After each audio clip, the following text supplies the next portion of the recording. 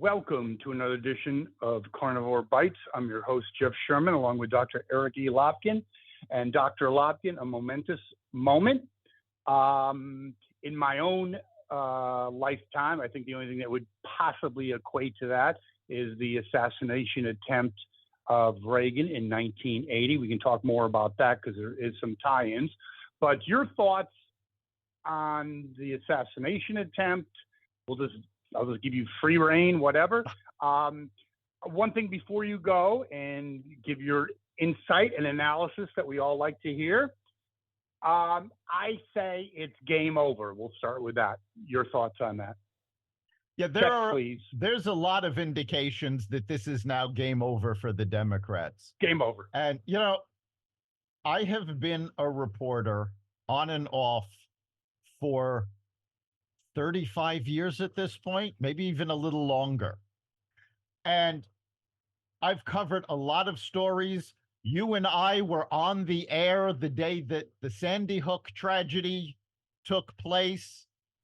Never in my life did I think I would be reporting on a attempted presidential assassination. These don't happen. These don't happen often. Again, the last one was Ronald 44 Reagan. years ago. Yes. Prior to that, the last one before that was John F. Kennedy. No, actually, Dr. Lopkin, it was Gerald Ford.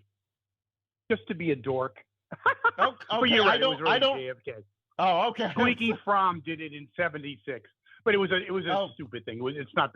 I'm just throwing out there being a dork. Okay. But yes, it was JFK. You are correct. I mean, this is not something that happens. And for the country to get to the point where someone actually thinks it's okay to take this shot is absolutely appalling. The Republicans took the lesson to heart. They are now talking about unity. They are talking about how they have to not just bring the party together, but they have to bring the country together. Correct. The Democrats talked about unity for about 24 hours. About 24 seconds, but we'll go. Yeah, yes, that's fine. and then they went back to calling Trump Hitler and saying he has to be stopped. He's a threat to democracy. On MSNBC, I need to ask you this. I don't mean to interrupt. I need to ask you this. I'm sure our listeners will want to hear that. Do you think after the assassination that argument is completely debunked? Goodbye. Check, please. It falls. In fact, I think it could be a negative attribute. How do you like that? Your thoughts, Dr. Lopkin? Well, I think it's because I don't think it resonates. I think it's bullshit. I think even before the assassination attempt, it was falling on deaf ears. I mean, basically, if you're a diehard MSNBC viewer, you might believe it. But everybody else has been sort of moving away from that. Certainly, if you look at all of the polls, the electorate does not believe this. They actually believe in numerous polls that Trump will be better served to protect democracy than Biden is. So that argument was falling apart before this happened. Now, it's absolutely ludicrous. And I find it amazing that the Democrats do not believe that their own rhetoric had anything to do with this. When you say for 8 years, remember, because they were doing this as soon as he started running for president in 2016. As soon as he went down the escalator, yes. When you start saying that this man is a threat, that he's a foreign agent, that he's working for Russia, that he's Hitler, a disturbed mind is going to latch on to this. And worse, when you do it with absolutely no evidence, This, Well, I think that's a really good point because you look at MSNBC, you look at Morning Joe. Again, you've been in media for a long time. Good inclinations about things. First of all, Morning Joe taking off, that shows you they have no faith in that numbnuts broadcast keeping it together, right? And that like a month later, essentially 70 or 48 hours later, keeping it together. And I would have to say MSNBC, I'm not so sure there's not going to be a reformation on that. I mean, they were actually criticizing Trump for wearing, I don't know what you call, a gauze pad on his ear. Dude, he got hit by freaking, what, you out of your mind?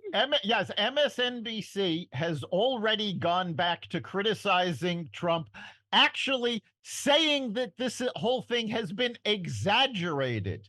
I would like to see one of these guys take a bullet, even just grazed, and see how well they deal with it. As for wait a second, I love that point. I know, Dr. Lopin, I love that. Morning Joe, Mr. Brass Balls himself with the camel glasses and blah, blah. He gets grazed by a bullet. You think he'd still be in the mental hospital? That's a rhetorical question, by the way.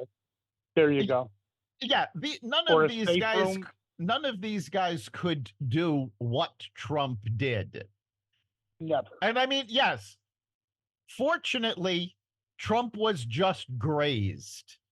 And it is a minor miracle that he was just grazed, because it was not that hard a shot from what I've been told by people in the know. So the fact of the matter is, he happened to turn his head at the last moment. And if he hadn't done that, we would be talking about a successful assassination. And what ramifications, Dr. Lopkin, what ramifications, given the video, the technical evidence about the complete F-up of the so-called Secret Service, I have to say a lot of people would think it was a government takeout. I mean, you have someone on the roof. I think had it been successful, conspiracy theories would have gone wild. And I don't think any amount of fact would have been enough to stop the conspiracy theories at this point. It's gotten that bad. But conspiracy theories leading to results. It wouldn't just be like a JFK and people have chat rooms about it, that's 60 years ago, blah, blah, blah. This would be a national emergency. How do you like that? Yes, I think it would be. Getting back to what happened with Morning Joe. On Sunday, Joe Scarborough was told that he was going to be taken off the air because all NBC feeds, NBC, MSNBC, CNBC, during that time was going to be showing an NBC News special covering the assassination. That was what he was told Sunday. Monday morning rolled around, and he was the only program that they took off the air. CNBC had their regular programming. NBC had their regular programming. Morning Joe was the only show taken off the air for this special coverage. And it is because they did not trust Joe Scarborough not to make matters worse. 100%. Go ahead, I'm sorry. What amazes me, though, is that they took him off the air, but not Joy Reid. I mean, I have to still ask you this. I asked you this before. The effect on MSNBC and your analysis, I think it's huge, and I'm dead serious about that. I think MSNBC's about to go through a reformation. We're starting to see changes in the media landscape as a whole. The far left, over the past several weeks, since the debate, but it actually got worse after the assassination attempt, the far left has been criticizing CNN because CNN, in their opinion, has been too centrist. They've been too interested in actually telling facts. So Interesting. CNN is already starting to turn itself around. MSNBC, I think, as CNN makes more progress and they start taking away MSNBC's viewers, MSNBC is basically left with the radical left. Psychos. Yeah. Insane people. And basically, wait a second. If you're a psychiatrist looking for clients, you know, you do a lot of marketing consulting. I would get the list of MSNBC viewers, and that would be a very rich target area for potential clients, correct? Yeah, it is absolutely amazing how CNN has been covering this whole thing from their job on the debate to their coverage of the assassination. They have been covering this like true journalists, where MSNBC all of a sudden they again lasted till about Sunday afternoon. Yeah, there you go. And then went back to attacking Trump and you know, in some cases, they've actually claimed that, oh, they're exaggerating this whole thing. Yes, I think their credibility, it was already on a descend. I actually think we've been talking about this for a while. I'm not a big fan of CNN. I think if they get their shit together, could come out of this pre-debate and post-debate and post-assassination in much better shape. Although the New York Times, you know what their online headline was? Trump falls. Yeah. Yeah, there was a lot. They just didn't quite put the bullet in, that's all. Go ahead. There was a lot of left-wing coverage of this. And fortunately, there's been a lot of backlash to that coverage where they refused to say he was shot. They refused to call it an assassination attempt.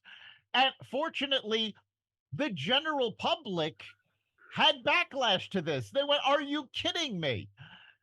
The people are starting to realize just how skewed the news they've been getting has become. And they're standing up against it. They want facts. They want to know what is going on without the media bias.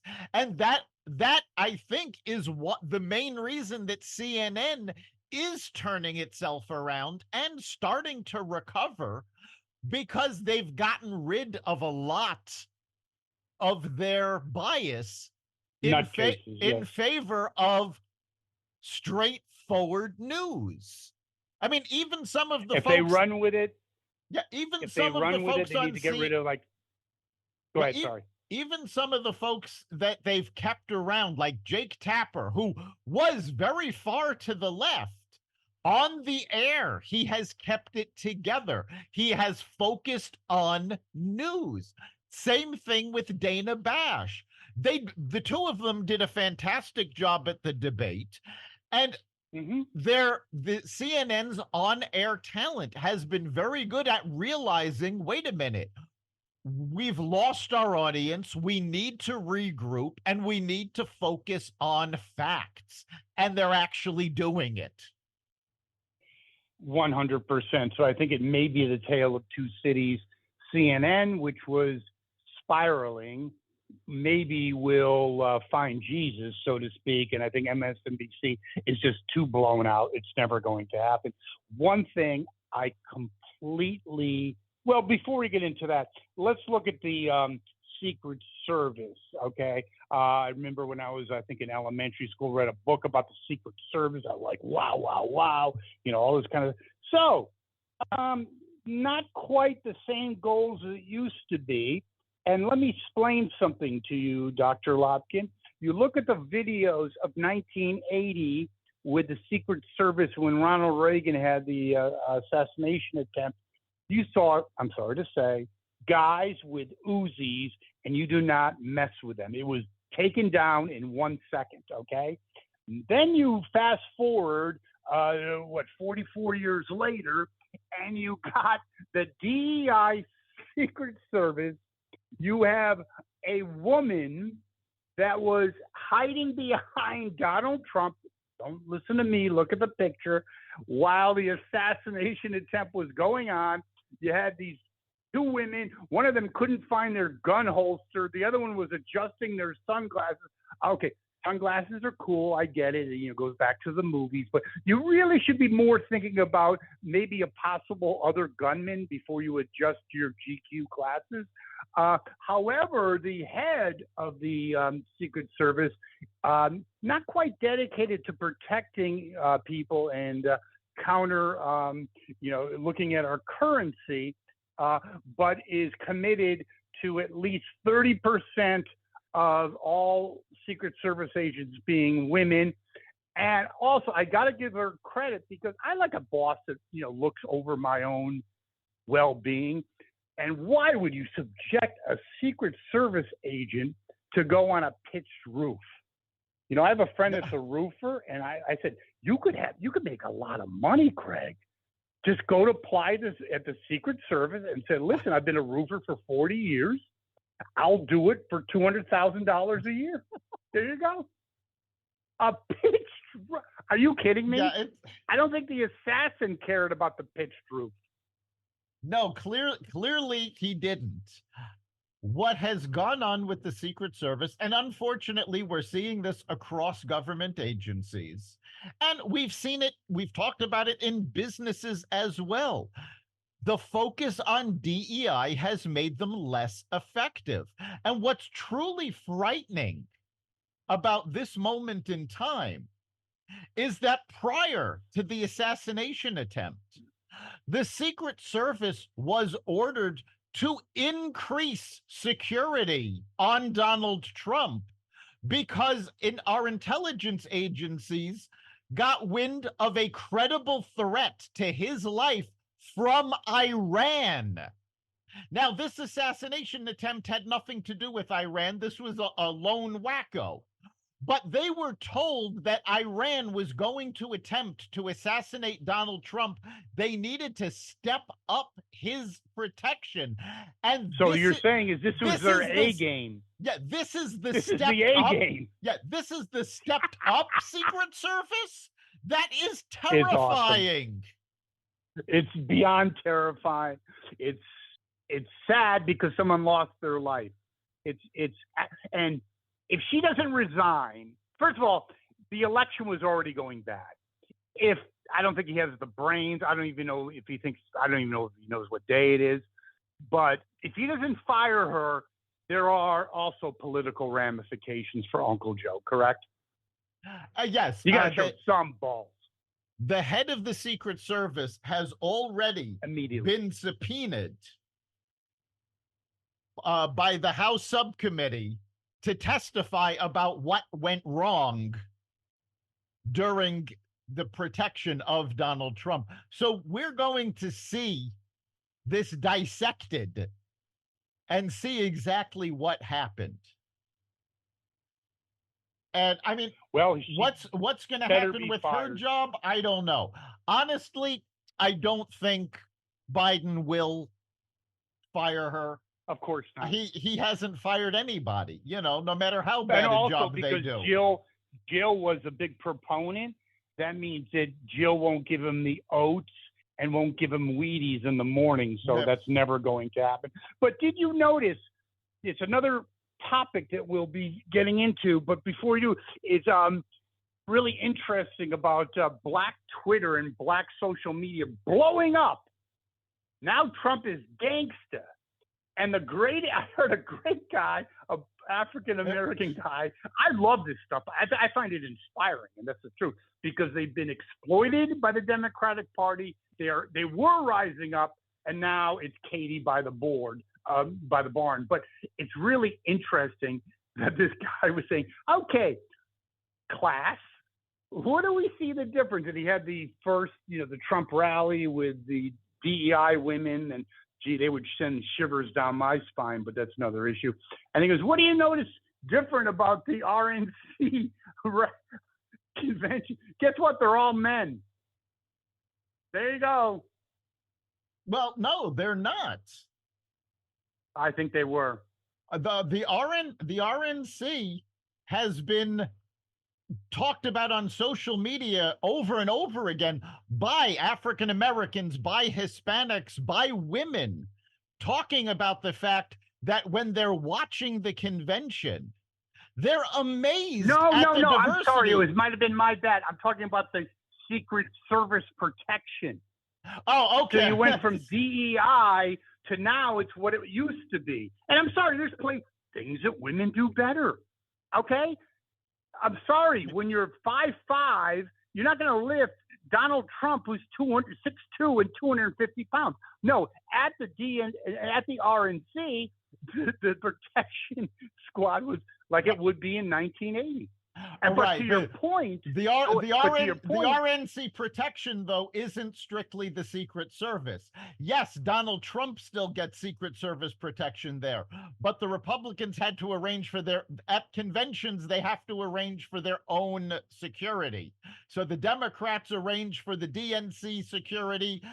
Republicans arrange for the RNC security. They coordinate with the Secret Service and the FBI. Okay, I got it. That's good. Good clarification.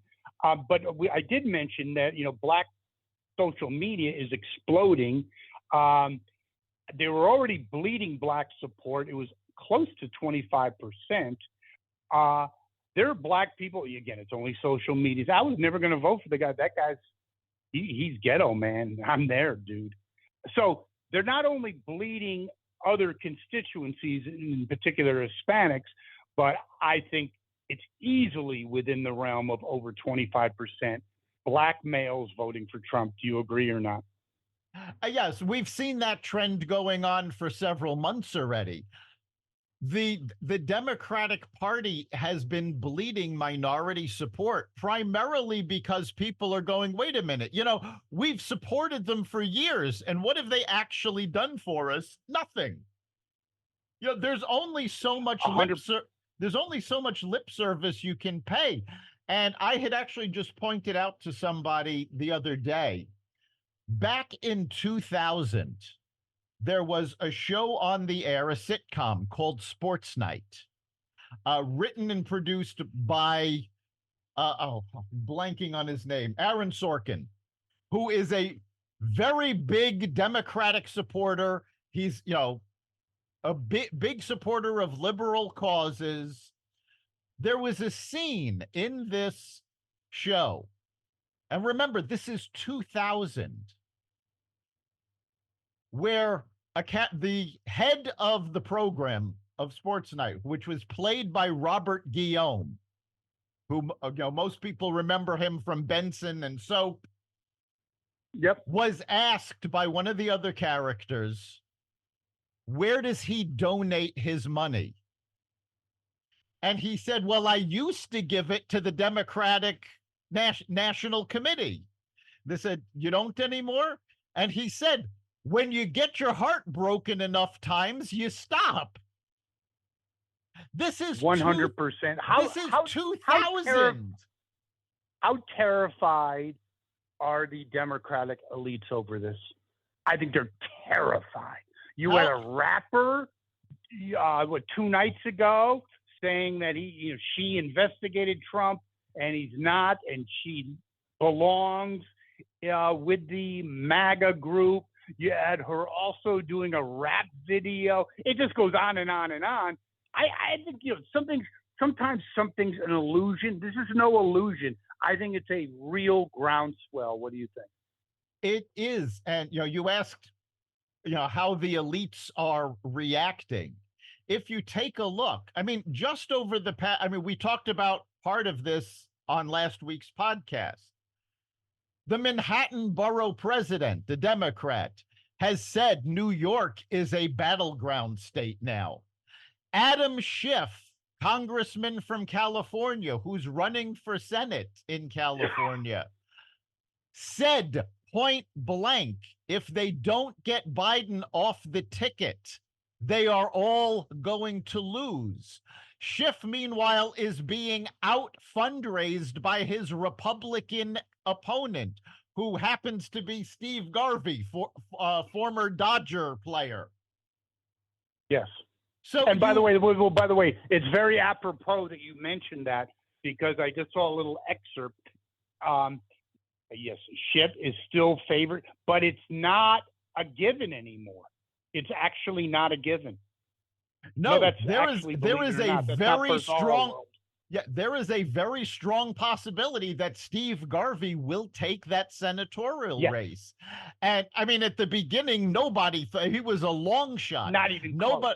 And in fact, the way, I don't know if all of our listeners are familiar with the way California runs its primaries, but everybody has to run in the same primary, Democrats and Republicans.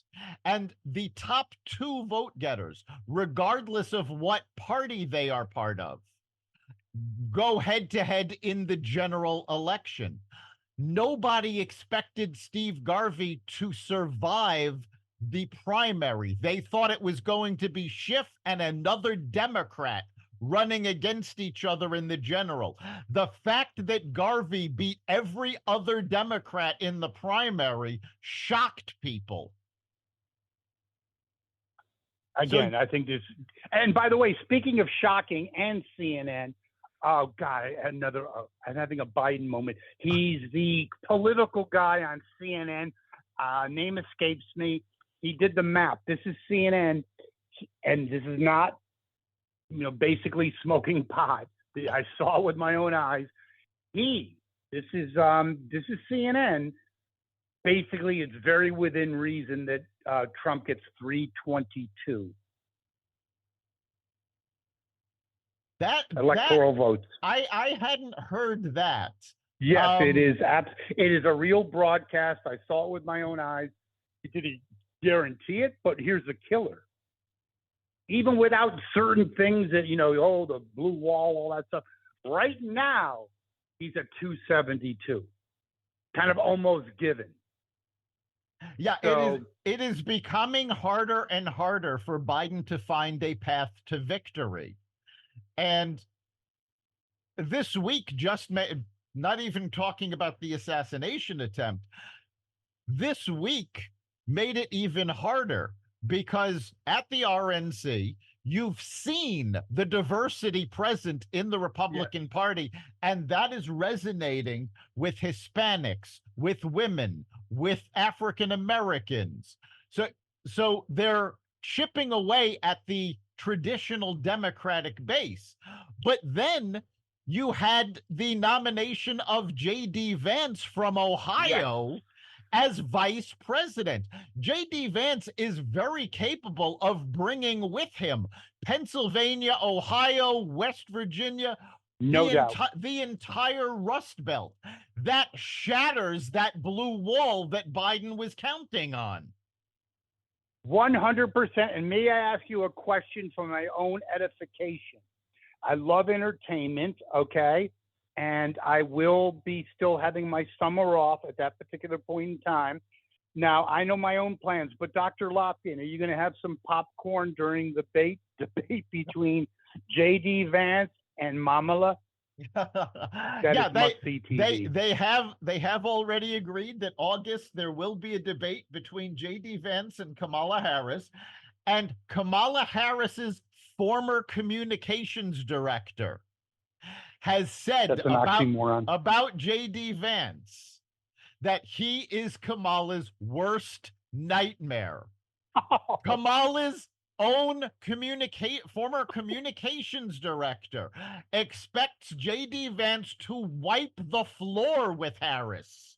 It will be, do you know what it's going to be? A boxing metaphor. You just throw in the towel. If I was like Mamala's handler, I would just say, actually, I might cut off or just throw water in the amplifier and just say, oh, it's too bad we can't go on any further and call it a day. Are you kidding? A cackling moron with an IQ of like 80? I mean, it's got to be must-see TV.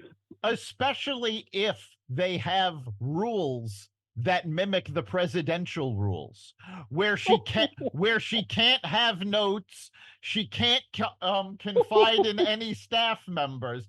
That's going to be very interesting because J.D. Vance, the main criticism that he has to overcome is leadership, because he was only in the Senate for a little over a year. He'll be in for about almost 2 years at the time of his election. So there's questions about his leadership. Now, if you look at Vance's history, there's no question about his leadership. He was a United States Marine. He was a successful venture capitalist. I mean, he's got leadership qualities. No, he grew up the bottom of the barrel. Statistically, he had no chance of making it. Zero. And he did everything on his own. That's leadership. And the other thing, let me just interject, and I want your opinion. You think J.D. Vance is going to get flustered in a debate with Mamala? He grew up basically not knowing if he was going to live. Right. J.D. Vance went through horrific circumstances growing up, and I highly recommend read his New York Times best-selling biography, Hillbilly Eulogy.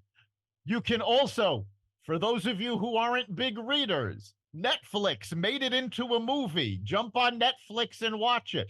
And over the past several days, the book has been going back up the Amazon bestseller list. The Netflix movie has been going up their most watch list. I didn't even think of that. People are very interested in this. They want to know more. The fact of the matter is, J.D. Vance has the upbringing that Biden lies about having. Whoa, Dr. Eric E. Lopkin. I've never thought. That is brilliant. Awesome.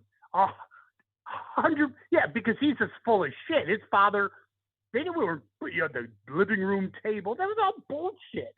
This guy actually lived it. And by the way, Laura Ingraham had an excerpt from his book, and I did look at the movie. Could bring you to tears, quite frankly. And she had an excerpt saying, I can't do it justice, but basically talking about where he came from, essentially saying these people, or many people, or everyone calls these people white trash, but they're my brothers. I mean, it's like, yeah, I mean, for those of you who are not familiar with J.D. Vance's background, just a quick summary. He grew up dirt poor. His father abandoned the family. His mother was addicted to drugs. They were so poor that some months they did not have enough food for both him and his mother. From that upbringing, he worked to get himself into Yale Law School. The real way, by the way. Yes. Grew up, kicked ass in school, and made something of himself. Graduated from Yale Law School. Wrote a best-selling book. Then, after 9/11, joined the United States Marines to defend this country. How is Mamala going to be even on the same stage? I mean, that is just it's unbelievable. And after leaving... And by the way, one thing about, you talk about the comparison of Uncle Joe to him. Top of the class at Yale Law School. Uncle Joe, I think, suspended for a semester for plagiarism. The bottom of his class at Syracuse University. Not exactly Ivy League. Sorry, I'm just telling you. Yeah, there's a big difference between these folks. Huge difference. And after leaving the Marines, he went into business and became a successful venture capitalist. It's not looking good, is it? This guy, he knows discipline. He knows sacrifice. He knows what the poor in this country actually go through. He is the first candidate for president or vice president that knows what it is like to grow up poor, quite possibly since Carter might have, but it might not even be, it might even go Not back the same further level. than him. Yeah, not to the same level. We have not seen this. J.D. Vance is the personification of the American dream, where where we've told kids any American can grow up to be president. People didn't expect J.D. Vance to be able to survive his childhood, and he is No, he now was going to be. he is now the nominee for the second most powerful position in the country. And let me just interject something, because you had a great point. Love it, love it, love it about Uncle Joe compared to him. But how about Mamala? Mamala claimed she was disenfranchised and no, her father was a professor. Really? Ain't gonna fly. He'll blow that out of the water. It's not even close. Yeah, Kamala did not grow up poor, did not grow up disenfranchised. She's also lied about her background, making, I remember when she grew up on the bus, she drove the bus. She was on the bus to school, and she grew up listening to this music. The artist hadn't started recording until Kamala was a grown-up. So neither one of the Democratic candidates has been exactly honest about their background. Not only has J.D. Vance been honest about it, he wrote a book about it. It's been well documented. You bring up a point that needs to be, again, further addressed, because it escaped me. Won't be the first time. I didn't even think of that. So you're saying his book is resurfacing? It's back on Netflix? Is that true? That's well, it never been reported. Yeah, it never left Netflix. The movie has been on. Okay. It's a Netflix original, so it's been on Netflix this entire time since they came out with the movie. But now it is the number 6th most viewed program on Netflix this week. Let me interject one thing really quick. After he gives his speech, I believe it'll be in the top 3. How do you like that one? Oh, I fully expect it to keep climbing, both the book and the movie, because people want to know, who is this guy? He's not well known. And what's reported in the media, of course, MSNBC, CNN's prior coverage has been so distorted because he came out. They've painted him as the ultra right-wing MAGA. Well, it's also important to point out he was not a Trump supporter when Trump ran for president. Can I interject something with that?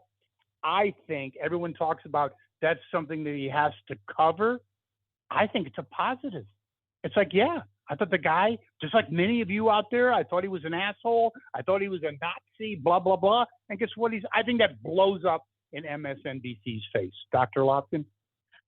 Well, it's not just J.D. Vance. If you take a look at the statements and the speeches this week, okay, you've already had Vivek Ramaswamy, who ran against Trump, in the primary, and when he pulled out, supported Trump. You have Ron DeSantis, who also was not a Trump supporter, coming out for him. You have Nikki Haley point blank telling her delegates to vote for Donald Trump.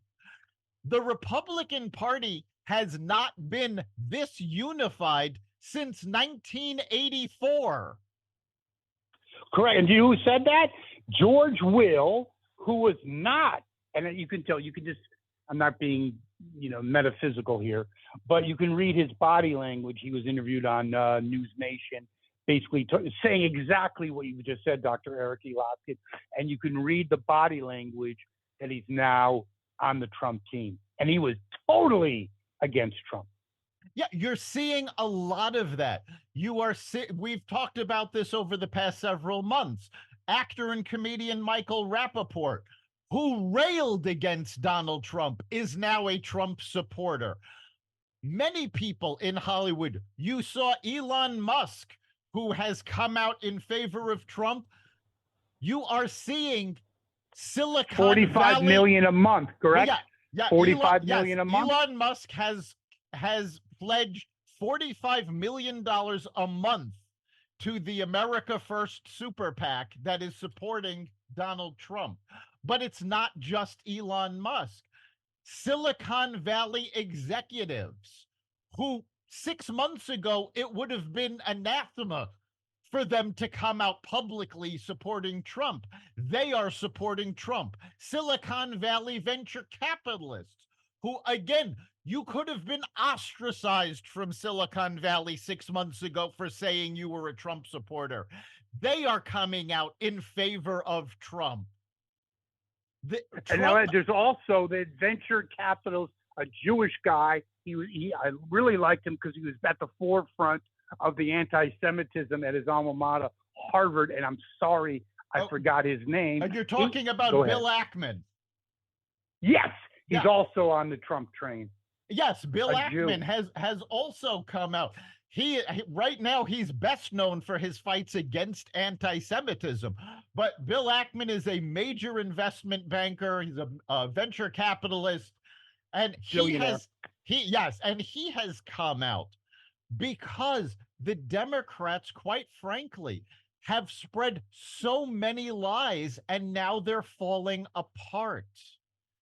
I mean, well, it's interesting that you bring him up. A very successful, highly educated, highly intelligent Jewish American. And tonight, they're talking, a lot of it will be on international relations before Vance makes his speech. And a lot of it will feature Israel. So we talk about black media, social media exploding. Are the Jews finally leaving the reservation? A lot of them are. Recent polls have shown a surge in popularity for Donald Trump among Jewish voters, particularly those in New York City. There's a big New York difference. City is now in play. I mean, New York is in play. Yes, New York, according to the Democrats themselves, is now in play. They could lose New York State. And there is a big difference between what the Democrats have said regarding anti-Semitism in Israel and what the Republicans have said. The Republicans have come to the defense of Israel against Hamas, against Iran, with no condition. The Democrats, every time they say, oh, we have to stop anti-Semitism, they always follow that up with, and anti-Islamophobia. And they always it's a way of saying bullshit. Yes. Yes. They always have to cover themselves and go, oh, well, we have to, fight against Islamophobia too. Really? I don't know of a single Middle Eastern person in this country who has felt that their life was in danger since right after 9/11. And then there was a legitimate concern about Islamophobia. Over the past 15 years, it hasn't existed for the most part. Meanwhile, you have Jews being threatened while they're just trying to take classes and go to school. 100%. I just wonder where our good Senator Richard Blumenthal is. He talked about the courts, and he talked about this. I've never heard him say a word. But isn't he, just like Claiborne for the blacks, isn't he yesterday's news? It's over. It's a past gone era. He's irrelevant. Both of them are irrelevant. I mean, Blumenthal has been irrelevant since before he became a senator. Richard Blumenthal, again, for those of our listeners who are not familiar with him, was the Attorney General of Connecticut prior to being elected to the Senate. His big accomplishment was suing the tobacco companies. Since then, since his victory against Big Tobacco, he has done nothing positive either as Attorney General or as Senator for the state of Connecticut. But the deep blue constituency keeps him in office. So, yeah, I mean, although it's interesting, Dr. Lopkin, he lost to someone that was less than a stellar candidate, and he lost not as significant as he won, not as significantly as he usually does. Plus, during that campaign, he's not a very popular senator, even in Connecticut. He just wins by default. Yeah, it goes back to Pelosi's statement about being able to run a coffee cup with a D on it and winning. And now you're seeing a bigger split in the Democratic Party where the far left is lockstep behind Joe Biden. And AOC actually made a comment, well, if you're not going to be behind Joe Biden, you should retire. Mm-hmm. So you're seeing the Democratic Party fighting among itself, which right now it can't afford to do. Nope, but let's encourage it. Now, we did have the court case, the Smith case, that was at least thrown out for now. And I believe even with appeals, that's not going to reach the courts until the end of the election. But even with the case in New York, I find it hard to believe, Dr. Lopkin, that they're going to be able to put Donald Trump in jail. I find that hard to believe. The lawfare has basically come to Goodbye. an end. The classified documents case in Georgia was dismissed. Jack Smith's office will appeal it, but honestly, I don't think it will be overturned on appeal. I think that's gone. The case in Georgia with Fani Willis, the appeals court has scheduled the appeal to decide whether or not Fani Willis can stay on the case. The hearing has been scheduled for December. So there's no way that's going to happen before the election. It's impossible. And he's not going to be sentenced in New York. Right. There's no way. Every other case has been put on hold. So they're all going to be after the election, which makes them. Do you think numbnuts difficult. could actually put him in jail in New York? The guy, if you look at his picture, he's done about as much as hard work as Biden has in his whole life. Never saw more beautiful hands on a man. I don't think he can put him in jail. I think there was a possibility of it prior to the Supreme Court decision that presidents do have limited immunity. The reason being, Alvin Bragg screwed up the case. Oh, well. In the Supreme Court, the decision basically said anything that a president is doing as part of his job is immune from prosecution. Now, the charges in the New York case were not part of the president's job, so he did not have immunity against those charges. However, the evidence that Bragg used was things that Donald Trump had been doing as president, and now all of that evidence has to be removed from the case. So either the judge is going to have to either declare a mistrial and have them try it all over again, which I don't think will carry water. No. Or he's going to have to sentence Trump to probation or something like that, which even that is going to be overturned on appeal. There you go. Well, I find it very, very, very interesting, very amusing. And what I also found amusing, something that I actually watched because I have the summer off, the Lester Holt, and this is not, I know it's minor, but it's really not. So Uncle Joe had a recorded interview, conversation with Lester Holt. You can't get any more empathetic, sympathetic to Uncle Joe than that, right? If it's a precursor for the debate in September, how do you say check, please? he was incoherent, and he was belligerent. He was Yeah. yelling at Lester Holt. After It was just unbelievable. Yeah, after his miserable performance at the debate, the campaign decided he needs to be out there more so that people can see that this was not typical of him. And how And brilliant he is, yes. he did the George Stephanopoulos interview, and immediately Flame out. after, George Stephanopoulos himself said Biden's not capable of doing the job. No. So the audience saw that the debate was not a fluke. So then he did Lester Holt to try to do more, to try to clean up the mess, and he just dug the hole further.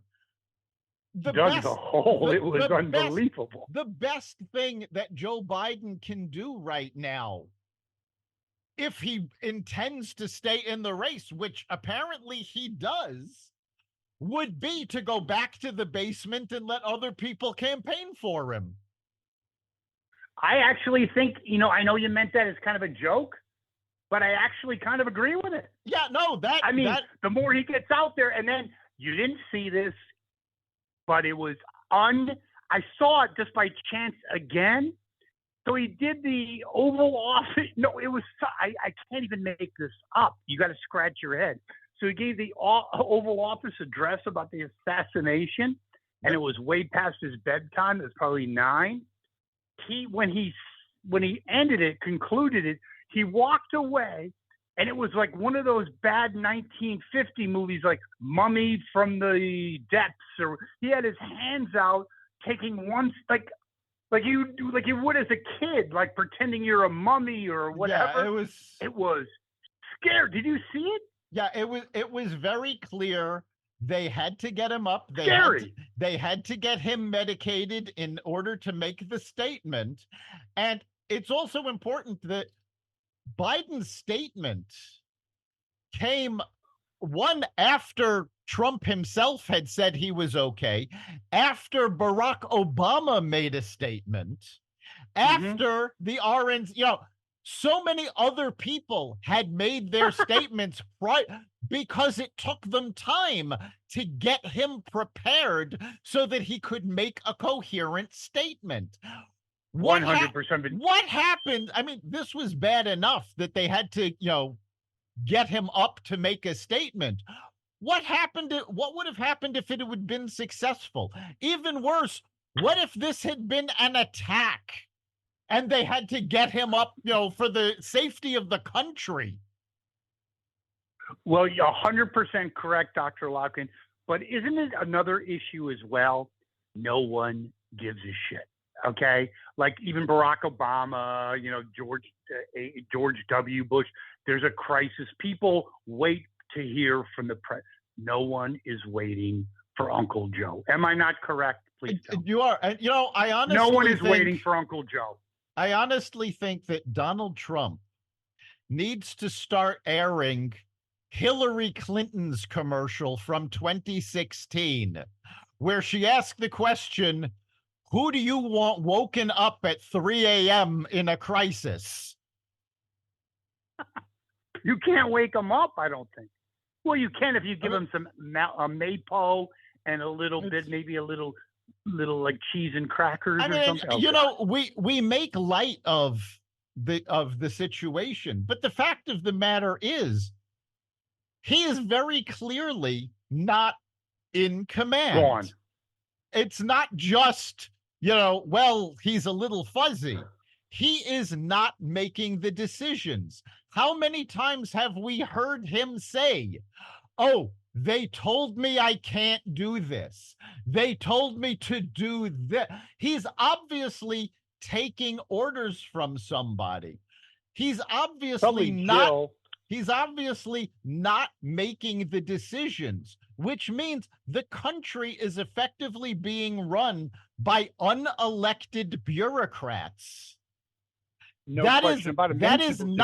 Many people suggest, Dr. Lopkin, that's what the hard left actually wants.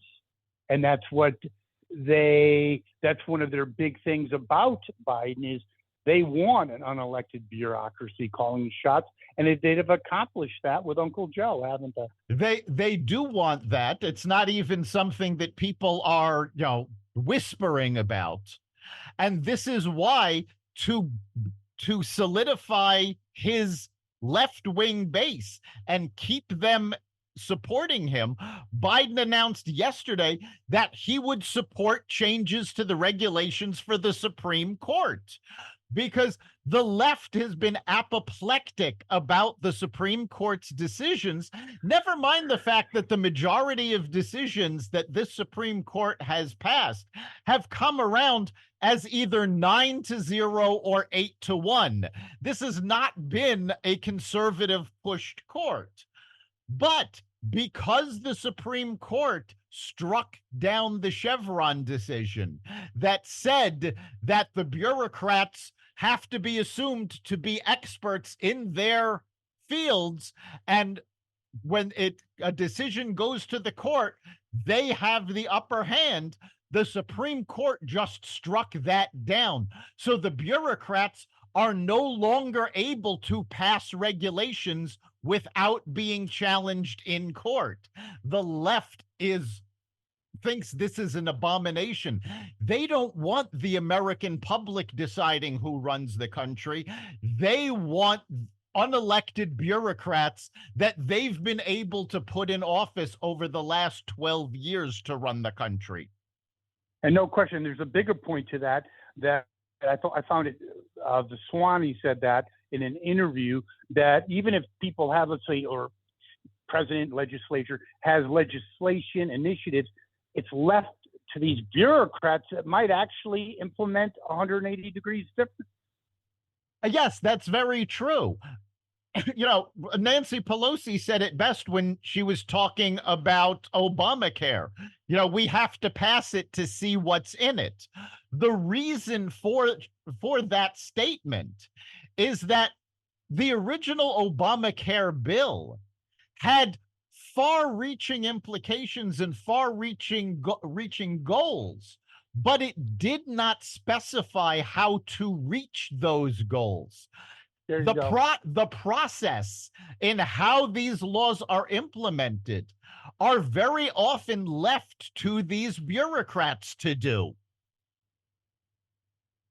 Yes. Well, speaking of Dear Nancy, who's also, by the way, senile, I hate to break it to you, and basically she said to an African-American reporter, can you speak English? If that was a Republican, well, that's another show. But she's on the phone now. She's dialing for dollars. Do you know that, Dr. Lopkins? Oh, well, they all are. I mean, publicly, it took a pause after the assassination, but that pause was short-lived. The Democratic Party is still scrambling to figure out if they can push Biden out, if they're going to be stuck with them, how do they survive his campaign? The Democrats were originally going to have a virtual roll call. I believe it was originally scheduled for next week to nominate Joe Biden rather than doing it at the convention. Now, the reason for this was legal. It was because the state of Ohio has their deadline for the candidates' registration before the Democratic convention is being held. This has been a long-standing deadline, but this year the Democratic convention is actually being held later than usual because of the Olympics. I believe they decided to push it back. Well, Ohio decided they would push back their deadline till after the convention. So the Democrats no longer have the reason to have this virtual roll call. As of today, the DNC still plans on nominating Biden via virtual roll call next week. And there are a whole bunch of Democrats who have signed on to a letter to the DNC saying there is no legal justification for this anymore. We don't have to nominate him until the convention. Why? Because that gives them more time to figure out if they can get rid of him. I would agree. It'll be interesting. But, I want you to sleep well at night. You know that, Dr. Lopkin. So with all the assassination investigations, I know you'll sleep well that the FBI, the purveyors of the dossier, Steele dossier, that the laptop wasn't real, is going to get to the absolute bottom of the assassination. Doesn't that make you feel a lot better? Yeah, the FBI that was prevented from investigating Hunter Biden, that claimed the laptop was Russian disinformation, that that lied to a FISA court so they could wiretap Donald Trump while he was running for office in 2016. These are the people responsible for getting to the bottom of the assassination attempt on Donald Trump. These are the same people, if you remember, FBI agents texted each other saying, "We will make sure he's not elected." Yes, and the same group that with the trans shooter just conveniently kind of left that out. So I'm very confident that we'll get to the rock bottom of it all, won't we? Yeah, I mean, honestly, I think if anybody's going to get to the bottom of this, it's going to be the local authorities in Pennsylvania. And I actually do have a lot of faith in them. I think they will uncover anything that needs to be uncovered. Good point. I think you're right. I think you're absolutely right. I think, thank God they were there, and they might embarrass the FBI. How do you like that? Well, the Pennsylvania State Police. Well, I'm not sure if it's the state police or if it's the local authorities within Butler, Pennsylvania itself. Yes. But there are long-standing rivalries between local jurisdictions and the FBI. So, I mean, the state police or the local authorities within Butler, them being able to show up the FBI isn't exactly going to, make them cry. Excellent. Another great show, a lot on the docket, and Dr. Lopkin, our listeners can contribute to the program, can't they? Yes, they can. Go to the Carnivore Radio Facebook page. Messages there. We want to hear from you. You can also go to xvadio.com/connect and let us know your thoughts there. And of course, you can catch every episode of Carnivore Bites at xvadio.com, the Carnivore Radio website, the Apple Podcasts app, Google Podcasts, Spotify, iHeartRadio, Audible, Amazon Music, and other platforms that respect freedom of speech. Thank you, Dr. Lopkin. We will be back next week. We'll see you then.